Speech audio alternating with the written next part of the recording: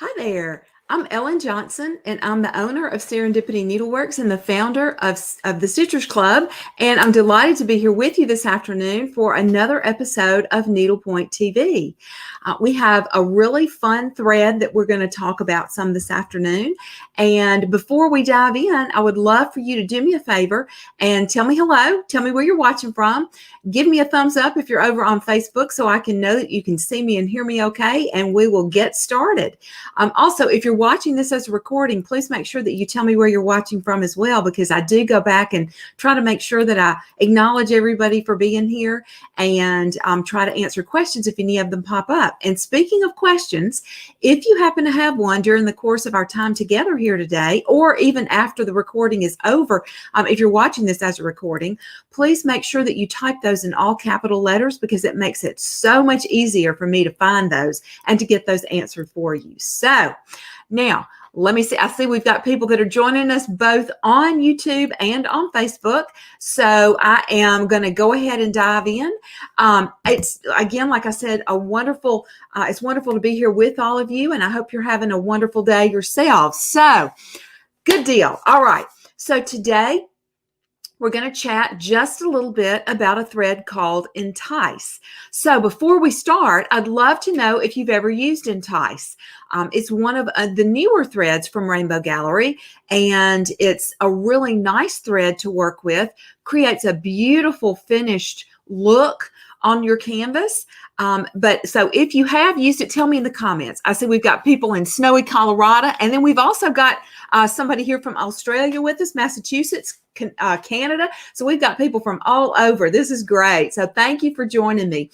And for those of you who are just joining in, please make sure that you do leave a little note over in the comments and let me know where you're watching from so I can see where in this great, big, wonderful world you are. All right. So, yep, Sherry, thanks. We're recording. We're good. Sherry's my reminder about recording these every week. So for those of you who are not familiar with Entice, this is what it looks like. It's a metallic thread, and this is actually a color called Angel Blue. And it's really good. This particular color is actually very good for the snowy areas on your canvases. Sometimes you'll find a winter themed canvas that has a little bit of blue shading in the snow or the ice. This is a really good color for that shading. It's a very soft and icy blue. And so if you need to do a little bit of shading to give some delineation of maybe some hills or some shadows, this is a really good color for that. The white in Entice is also an excellent, excellent white for snow. So the thread itself is, let me look at the content here. It's 67% rayon and 33% polyester. So it's an entirely man-made fiber. It's not, has no cotton, no silk. It's entirely synthetic. So because of that, it's a little bit trickier to work with than some of your natural fibers. The first time I used this thread was, I guess, a little over 2 years ago. My mother had open heart surgery in Birmingham, and I had just purchased a canvas out of a trunk show, a Birds of a Feather trunk show, and it was the alphabet sampler. Mama was a fourth grade school teacher for a long, long, long time. And so I thought, well, what better little happy to stitch for her than this cute little apple. And let me see if I can find that really quick. I know it's on my Instagram feed. Actually, I think the easiest way to do this would be to hop inside and show y'all. This thread was actually featured on Thread Talk inside of the Stitchers Club last month. I think it was last month. Anyway, I've got a picture of the canvas there, so I'll show you that really, really fast. So here is the canvas. Let me find it and share my screen. And here we go. Let's see. Now here we go. All right, so you can see it's a cute little apple. I stitched all of the letters in Entice, so they're sparkly. It's really hard to capture the sparkle in a metallic thread on camera, so it's kind of hard to see that. But in the rest of the threads that I used, well, I only used one other thread. I used Planet Earth Silk. This was a 13 mesh canvas, and so I used No, I take that back. This was an 18 mesh canvas. I am so sorry. I think it was an 18. Now I'd say that. No, I'm wrong. It was a 13 mesh canvas. So this was a 13 mesh canvas. And I'm looking at my thread here to see, just to make sure. It says 14 to 18 count, but I was actually able, because this is a painted canvas, I was able to get the kind of coverage that I was okay with. You really, with this particular thread, get best full coverage on 18 count canvas. But anyway, this one was stitched in Planet Earth silk. The background, the leaves, and the apple itself were stitched in Planet Earth silk. And then the rest of it, the letters, were all stitched in Entice. So you can see it's got a whole bunch of different, they've got a whole bunch of different colors.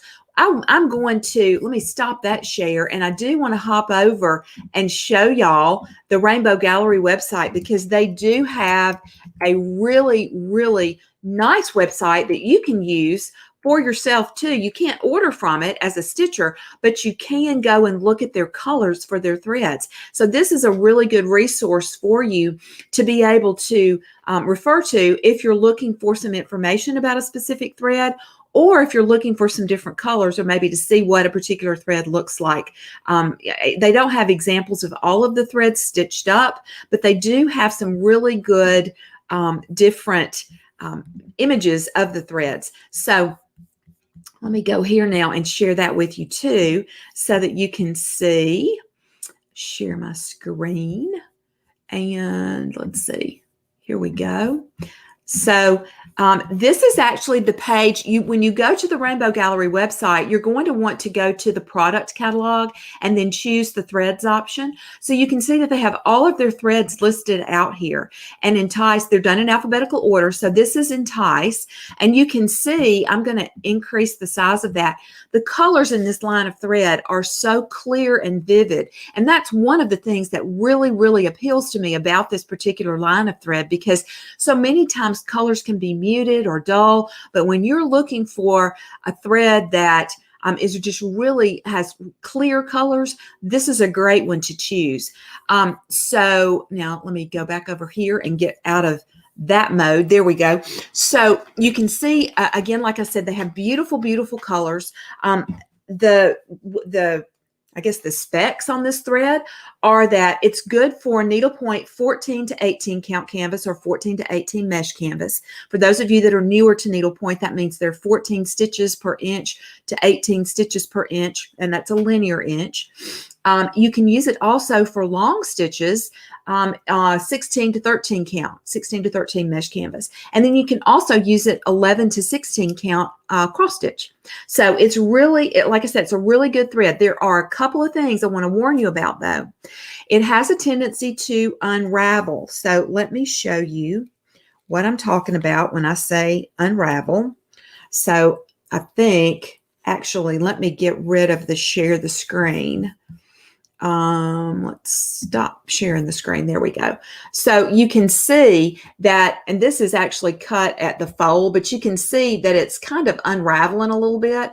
This thread has a tendency to do that. So one thing that you would want to make sure that you do when you're working with this thread is you want to treat the ends. There's a gadget called a Thread Zap, and that gadget is really good for singeing the ends. It's a tool that heats up, and it has a metal element on the end of it.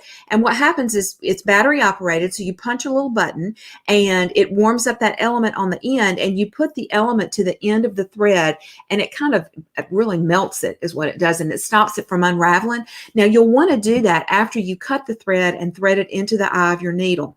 Another trick that you're going to want to know about is that you're going to definitely want to use a needle threader when you're working with Entice, because it's made up of several strands that are twisted together.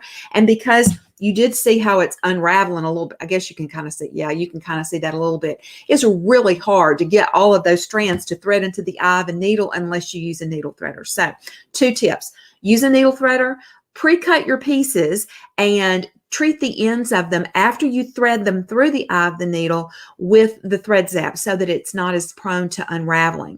The other thing you can do if you want to is to cut your pieces in advance and use a product called Fray Check. Fray Check is a liquid, and you just apply it to the ends of the thread, and it keeps the thread from unraveling as well. The only disadvantage to using the Fray Check, it's a mouthful, the Fray Check method is that you do have to let the thread dry before you begin to stitch with it, because you don't want to work with a damp thread. The other thing that I do want to share with you is that this thread has a little bit of a tendency to snag easily. And I discovered that when I was working on the project that I showed you earlier, the apple. I caught a few of the threads on my hands were rough. I was stitching that project at the hospital when Mother was in the hospital. And so my hands were kind of rough, and I caught the thread a couple of times and had to go back and frog a few of the letters out, I think 2 or 3. And then I went back and stitched them again. And it was easy to get that out. It's a super easy thread to pick out if you have to do any ripping. But also it's just one of those that if you do snag it, you are going to find that you're going to want to restitch that, because it is really, really hard to fix it once it snags. Because what ends up happening is one strand will catch on something and it'll pull and make a loop on top. Even if you have one of my favorite gadgets of all time, the Stitcher's Best Friend, it's still really hard to get that little loop to go back down into the back of the canvas and stay there. So you want to be careful when you're working with this. And if you're if you get my weekly emails, you got in today's email a recipe, I guess you'd call it, for a sugar scrub that you can use on your hands, and it makes your hands really smooth. So if you don't get my weekly emails, I would encourage you to sign up for those. You can sign up for them on the Serendipity Needleworks website, and I'm also going to hop over here and pop up this is where you would go if you wanted to sign up to get our weekly emails. Now, I want to look at the comments to see how many people have actually used Entice. So I see we have, let's see, Mary Lou has used it. Okay, wait a minute. Sherry says she's using it right now, so that's exciting. Again, like I said, this is a relatively new thread, but it's extremely popular. You can tell that because they've added lots and lots of new colors. Anytime a thread has lots of new colors added to it, you know it's doing really well, so it's going to be around for a little while. And that's really good news because, like I said, it's a really, really pretty thread. Let's see. Let's see, Beverly says that she has done some on counted cross stitch. So that's fun to know that there are people who have used it on counted cross stitch in addition to needlepoint. All right. And let's see, the name of the gadget that I talked about is called a thread zap, and it's actually the thread zap 2. So it's thread, like thread that you stitch with, zap, Z-A-P, and then the Roman numeral 2. You can get those from your local needlework shops. Several needlework shops keep them in stock. I used to keep them in stock when I had my shop. But if you can't find one in a needlework shop, you can also get those on Amazon. So they're available there as well. Again, like I said, it's a battery operated gadget. I would recommend, if you're not using it, take the battery out, or I think it may have more than one battery in it, but at least take the battery or batteries out. Don't store it with the batteries in there, because sometimes you'll forget that something has batteries in it and the batteries will corrode, and you don't want that to happen. So it's better to not keep any kind of a gadget that you don't use regularly. And when I say regularly, I mean on a daily basis. Go ahead and take the batteries out, and that'll just prevent any kind of damage to that particular gadget. So, and Karen says that she is using it right now, and yes, and Cam says she uses it every once in a while too, because the colors are just so perfect sometimes. I've used and I think somebody actually asked, let me make sure that I get this question answered. I don't know, and I don't want to spend too much time looking for it, but because it's a super easy thing to do. But so the color number for this blue is E246, which, like I said, is a really good color for shading on snow if you're looking for a pale blue.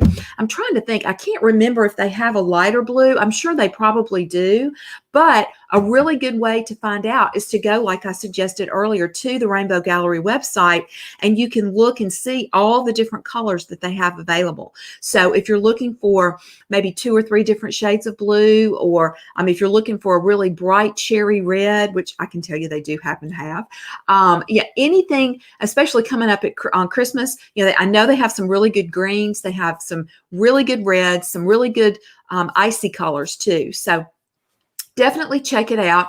And if you are looking for a thread to use for the snowy area on a canvas, I would highly recommend using their white. That's one that you really can't go wrong with. It's a very clean white. It doesn't have any yellow in it, so it's more of a blue white, what I consider a blue white. So if you stitched with DMC embroidery floss, the thread that's called Blanc, and then also stitched with their B5200, you know the difference. You know what I'm talking about. The B5200 is a much whiter or clearer or bluer white, and then the Blanc is more of a creamy white, has a little tinge of yellow to it, but the white in Entice is very, very white, very crisp. All right, so let me see if anybody has any questions about Entice. All right, so I don't see any other questions that have popped up. Again, if you're watching this as a recording and you have a question about Entice, please feel free to leave that question in the comments. Also, if you think of a question later, come on back and type your question into the comments box, because I do keep an eye on the chat or on the comments after these go live inside of our Facebook group. Oh, no, excuse me, Facebook page. It's on our Facebook page and here on our YouTube channel. So I do keep an eye on those. Sometimes it takes me a few days to get back to them, but do know that I do come back and check those. I appreciate you being here with me ever so much. Don't forget to check the Serendipity Needleworks website on Thursday for this week's blog post, which will give you more information about Entice, one of my all-time favorite threads. So until next week, have a wonderful, wonderful rest of your week, a happy weekend, and until then, happy stitching. Bye for now.